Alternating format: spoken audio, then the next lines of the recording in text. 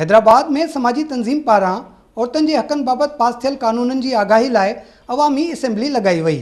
मैं समझती हूँ कि हमारे माइंडसेट को चेंज करने के लिए अब ये वक्त है कि हम अपना माइंडसेट चेंज करें और उन ख़वातीन को सिर्फ घर की चार दीवारी में नहीं बल्कि इकनॉमिकली आप उनको जो हमारी प्रोग्रेस है उस चीज़ के लिए उनको कौमी धारे में लाएं। स्पेशली डोमेस्टिक वायलेंस या ॻाल्हि कंदसि त उहो जेको प्रिवेल करे थो उन खे मर्द जी अजरदारी है, ये शइ बिल्कुलु डिस्करेज कजनि ऐं तमामु शदीद ज़रूरत है अवेयरनेस जी। जेके लॉज आहिनि बेसिकली कम सिर्फ़ इहो आहे त उनजी प्रॉपर इम्प्लीमेंटेशन, उहा इम्प्लीमेंटेशन तॾहिं थींदी जॾहिं उन्हनि खे ऐं जीअं मूं पहिरीं बि ॻाल्हि कई हुई त उनखे असां पंहिंजी जेका मादरी ज़बान आहे उन में आंदो वञे ऐं माण्हुनि ताईं उनजी रसाई हासिल थी सघे। जेके कानून आहिनि वुमेन प्रो लॉज ते औरतुनि जे तहफ़ुज़ लाइ जेके 3 कानून ख़ासि तौर ते आहिनि उन्हनि टिन्ही जे मुतलिक़ सिंधीअ में असीं तर्जुमो कराए बि माण्हुनि में ॾियूं पिया। हिक तरफ़ तरक़ी कई आहे ऐं ॿिए तरफ़ उहा ई तरक़ी असांजी ॻिची में पई आहे। इन सबबु इहो आहे त असां ॿिन्ही खे बराबरीअ वारी तालीम ॾिनी कोन्हे का त तव्हां ॿई बराबरि आहियो, ॿिन्ही जा जेकॾहिं ॿाहिरि ॿई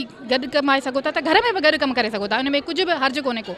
असांजो अॼोके इन प्रोग्राम जो बुनियादी मक़सदु हो त इन्हनि 3 डिस्ट्रिक्टनि में जिन में सो बाक़ाइदे इहो कमु कंदासीं, मटियारी, पंहिंजो हैदराबाद ऐं जामशोरो। उन मौके ते सियासी समाजी अगवाननि तोड़े सिविल सोसाइटी के नुमाइंदनि जो चवणु हो त सिंध असेंबली में औरतन ते तशद्दुद, नंढी उम्र की शादियुनि समेत औरतन के तहफ़ुज़ के लाइ जेके भी कानून पास थिया आहिनि उन्हनि ते अमल दरामद कराइण जी सख्त ज़रूरत है। सियासी समाजी शख्सियतन, सिविल सोसाइटी के नुमाइंदनि तोड़े औरतन हुकूमत का इहो मुतालबो कयो आहे त औरतन के हक़नि जे लाइ जेके कानून पास थियल आहिनि उन्हनि ते अमल दरामद करायो वञे।